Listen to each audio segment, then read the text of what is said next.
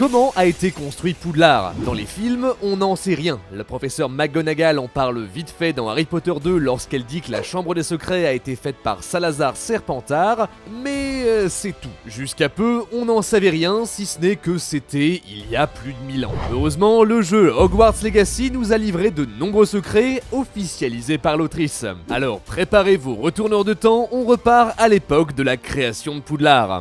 Pourquoi Poudlard a-t-elle été fondée? Serpentard, Gryffondor, deux maisons rivales que tout oppose et dont les fondateurs étaient de bons amis. Qu'est-ce qui s'est passé? La création de Poudlard remonte au Xe siècle. À cette époque, les Moldus connaissaient l'existence des sorciers et les considéraient comme des monstres. Ouais, ça a pas tellement changé. L'un des plus grands sorciers de l'époque, c'est Godric Gryffondor. Brave, courageux, excellent duelliste. Il a même donné son nom au village de naissance de Harry, Godric's Hollow. Dans leur groupe, deux autres sorcières mondialement connues, Olga Poufsouffle, excellente en sortilège et en cuisine, et Rowena Serdaigle, la sorcière la plus savante de tous les temps. On ne sait pas grand chose de leur rencontre, sinon qu'ils se mettent en tête de créer la plus grande école de sorcellerie de tous les temps. Et pour un projet aussi ambitieux, quoi de mieux qu'un château? Alors tout ça c'est très bien, mais ça patine. Les avis sur l'enseignement divergent, chacun a ses propres idées et valeurs qu'il souhaite inculquer. Gryffondor mise tout sur le courage et la bravoure quitte à être imprudent, Poufsouffle veut mettre l'accent sur la loyauté, le travail, l'honnêteté, quitte à être des personnes trop gentilles. Serdaigle ne veut que l'excellence, l'intelligence, la créativité, ce qui peut mener à être hautain. Enfin, Serpentard, lui, estime qu'il faut être fourbe, rusé et ambitieux, quitte à passer pour un connard. Vous l'aurez compris, c'est les prémices des 4 maisons de Poudlard.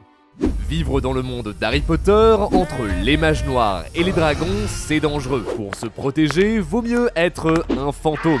Et c'est possible avec CyberGhost VPN qui sponsorise la vidéo. Encore mieux que la cape d'invisibilité lorsqu'on veut être intraçable sur internet. Cache ton IP pour contourner le pare-feu de Poudlard et mater des vidéos tranquilles dans la chambre des secrets. En changeant ta localisation, tu peux aussi transplaner partout dans le monde et profiter des avantages locaux. Par exemple, payer moins cher tes jeux. Hogwarts Legacy est à 35€ en Ukraine, l'abonnement Spotify à 1,50€ en Argentine. Ça débloque aussi des films sur Netflix, Disney+, et d'autres plateformes de streaming. Enfin, Harry Potter est disponible partout, tout le temps, même en voyage. Le tout en quelques clics, plus simple que de dire Leviosa. Chez Trash, on a une giga promo, 83% de réduction et 4 mois gratuits, disponible sur 7 appareils. 2€ par mois pour toi, ta famille et tous tes potes moldus sur PC, mobile, console, Smart TV. Un service fiable, 38 millions d'utilisateurs, service client en français 7 jours sur 7, 5 étoiles sur Trustpilot, satisfait ou remboursé sous 45 jours. Alors pas d'excuses, le lien est en description,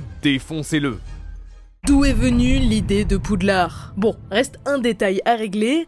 On l'a fait où cette école? Déjà, faut qu'elle soit éloignée des Moldus. Au Xe siècle, les sorciers se font persécuter, on rappelle, donc on va pas faire une école en plein milieu de Londres. Poudlard a donc été imaginé comme un refuge, un espace de liberté qu'il a fallu protéger. Bouclier de protection, statue mouvante, il y a même un calamar géant dans le lac et un sortilège de dissimulation pour que les Moldus ne le trouvent pas. C'est Serdaigle qui a imaginé tout ça. La légende raconte qu'une nuit, Rowena rêve des montagnes des Highlands d'Écosse, son pays d'origine. Elle y voit un immense château et un port. Ouais, un port. Dégueulasse en plus, le machin était plein de verrues et de poux, un warthog en anglais, que l'on peut traduire par l'art plein de poux. Et la illumination, le château s'appellera Poudlard. Hogwarts en VO. Rowena Serdaigle avait un don pour la divination. Ses amis lui font donc confiance, c'est peut-être même une prophétie. Les 4 sorciers se rendent donc dans les Highlands, ils découvrent des montagnes vertigineuses surplombant un immense lac. C'est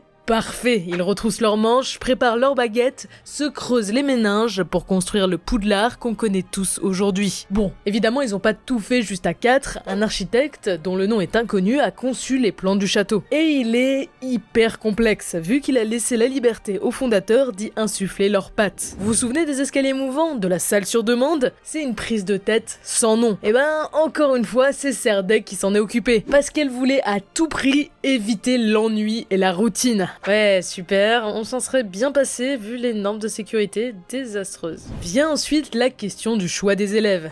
Première tension. Chacun veut faire sa petite Dream Team, l'école est donc scindée en 4 maisons distinctes. C'est d'ailleurs de là que vient la réputation de nullos de Poussoufle. Les 3 autres fondateurs étaient très exigeants sur les profils, mais Poussoufle, on a l'impression qu'elle accepte un peu tout le monde. Bon, c'est pas totalement vrai, on dit aussi ça à cause des films, où très peu de héros viennent de chez Poussoufle, et quand c'est le cas, ils finissent mal. Après avoir divisé l'école, il fallait créer des dortoirs et des salles communes. Là encore, chacun y insuffle sa patte. Pour aller chez les Gryffondor, direction le 7e étage, on doit donner un mot de passe à la grosse dame avant de pouvoir entrer dans ce lieu chaleureux. Pour les Serpentards, même principe, un mot de passe, mais cette fois direction les sous-sols, via les cachots.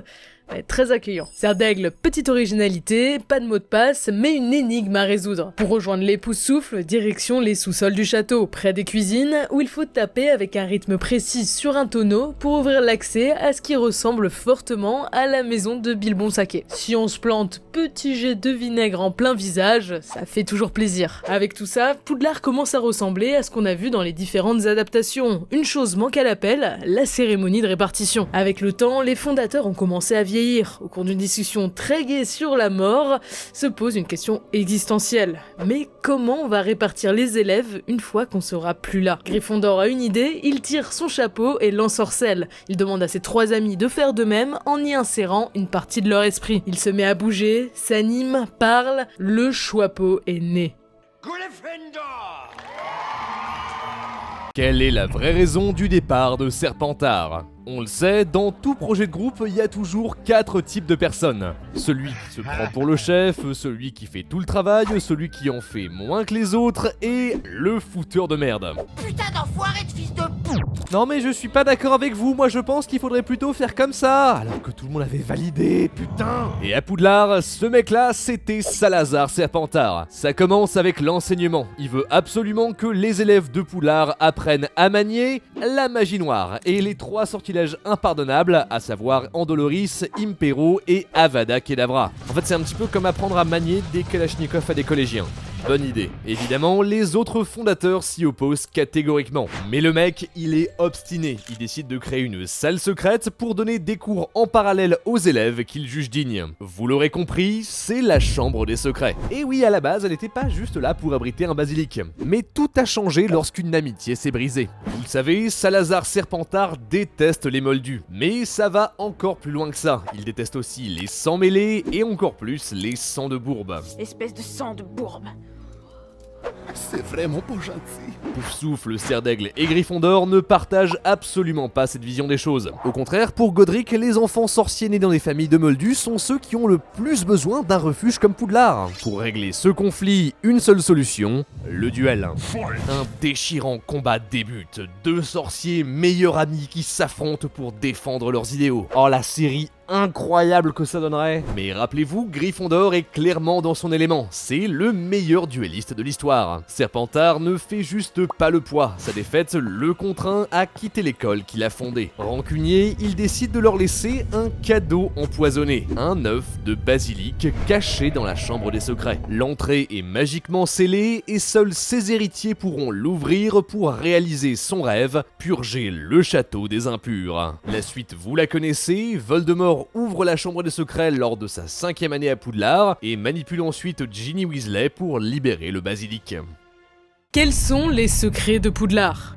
Y a pas que l'amitié entre Gryffondor et Serpentard qui a connu une fin tragique. Rowena Serdaigle aussi. Vous vous rappelez certainement de cette scène dans Harry Potter et les reliques de la mort. La rencontre avec le fantôme de la Dame Grise, qui n'est autre que Helena Serdaigle, la fille de Rowena. Jalouse de l'intelligence de sa mère, elle lui vole son diadème enchanté pour augmenter l'intelligence et s'enfuit jusqu'en Albanie. Désespérée, Rowena envoie un homme à sa recherche, un Serpentard fou amoureux d'Helena. Il finit par la retrouver, lui demande de venir avec elle, de rentrer au château, mais Helena refuse. Il finit donc par la tuer avant de de se suicider de chagrin. Son fantôme hante lui aussi Poudlard, c'est le baron sanglant, spectre attitré de sa maison. Le décès d'Elena emportera aussi sa mère, le cœur brisé. Des secrets de ce genre, l'école en renferme un paquet. Tiens, vous êtes déjà demandé comment les élèves sont inscrits à Poudlard? Prenons le cas d'Harry Potter. Les Dursley l'auraient certainement pas fait eux-mêmes, vu qu'ils détestent les magiciens. Eh bien, Harry doit son inscription à une plume enchantée et un livre. Dans une petite tour scellée de Poudlard se trouve une pièce secrète. On l'a absolument jamais vue dans les films et les livres. Sur un bureau trônent deux artefacts magiques, la plume d'acceptation et le livre d'admission. Dès la naissance d'un enfant sensible à la magie au Royaume-Uni, la plume tente d'écrire son nom dans le bouquin. Sauf que lui, il est beaucoup plus exigeant. Il n'accepte pas tout le monde. Et oui, certains enfants nés sorciers perdent par la suite leur pouvoir. On les appelle les craquemolles. C'est notamment le cas de notre bon vieux Rusard, le concierge de Poudlard. Un élève très important chez Gryffondor a failli être refusé par le livre Neville Londubat. Mais ses pouvoirs magiques se sont déclarés à 8 ans, quand il a survécu à une chute qui aurait pu être mortelle. À 11 ans, les parents reçoivent enfin une lettre d'admission et direction le Poudlard Express. Mais ça n'a pas toujours été le cas. Dans tous les films Harry Potter, on voit les élèves prendre ce train pour rejoindre l'école, depuis la gare de King's Cross à Londres et sa fameuse voie 9/3. Mais il y a un truc que j'ai jamais compris. Pourquoi prendre un moyen de locomotion de Moldu alors qu'ils peuvent se déplacer magiquement? Eh bien, ça a été testé par le passé et ça n'a convaincu personne. Le balai trop d'accidents et pas très pratique avec les valises et les animaux de compagnie, charrette enchantée, calèche et créatures magiques, beaucoup d'accidents en cours de route. Trop dangereux, on laisse tomber. Surtout que les Moldus commencent à se douter de quelque chose. On transplane alors? Bah non, Poudlard empêche ce sortilège dans son enceinte, question de sécurité, c'est pas pour l'utiliser jour 1. Reste les portes au loin. Pas ouf, un tiers des élèves n'arrivaient pas à les trouver, sans parler de tous ceux qui étaient malades pendant et après le transport. Ce n'est qu'aux alentours de 1830 qu'un ministre de la magie va avoir une idée brillante. Elle veut voler les Moldus. Le Poudlard Express, c'est un train comme un autre à la base. On apprend via des documents secrets cachés du ministère de la magie que le vol du Poudlard Express a nécessité 176 sortilèges d'oubliettes et le plus grand sort de dissimulation de l'histoire de la Grande-Bretagne. Ouais, rien que ça. Le train a d'ailleurs fait débat chez quelques familles de sang pur. Pourquoi leur enfant devrait prendre un moyen de transport moldu enfin? Mais tout s'est rapidement calmé et c'est devenu le moyen de déplacement officiel pour atteindre l'école, quand on prend pas la voiture volante. Harry Potter a clairement un univers exceptionnel, un lore très fourni qui continue de s'enrichir avec les nouvelles sorties. D'autres projets de films et séries sont en préparation chez Warner et on a hâte de voir ça. Et vous, qu'est-ce qui vous a marqué le plus dans l'histoire de Poudlard? N'hésitez pas à nous le dire en commentaire. Dites-nous également quel autre sujet Harry Potter vous aimeriez qu'on explore dans une prochaine vidéo. Peut-être qu'on le fera. Encore merci à CyberGhost VPN. Contournez les géorestrictions, protégez-vous et faites des économies pour seulement 2 € par mois grâce au lien en description. N'hésitez pas à vous abonner et à activer la cloche pour ne rien rater les prochaines vidéos. C'était Teromic et Maëly. À la prochaine.